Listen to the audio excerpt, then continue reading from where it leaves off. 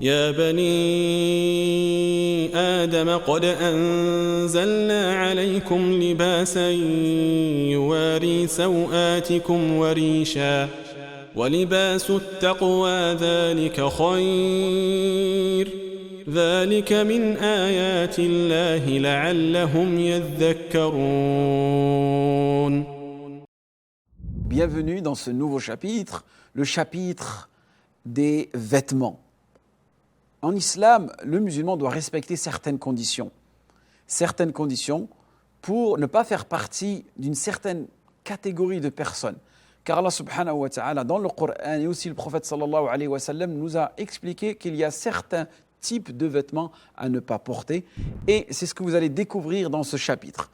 Dans un premier temps, dans l'unité numéro 1, vous découvrirez l'habillement en islam.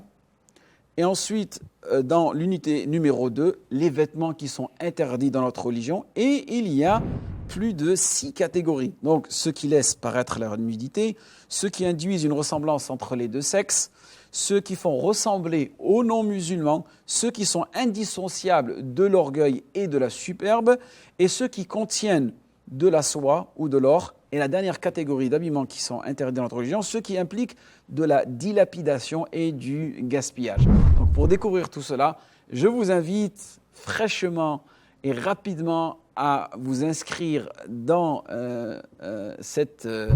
ce cours-là, rejoindre ce chapitre qui est très très important, surtout dans les sociétés dans lesquelles on vit aujourd'hui. Je vous vois tout de suite après dans ce magnifique chapitre qui est le chapitre des vêtements.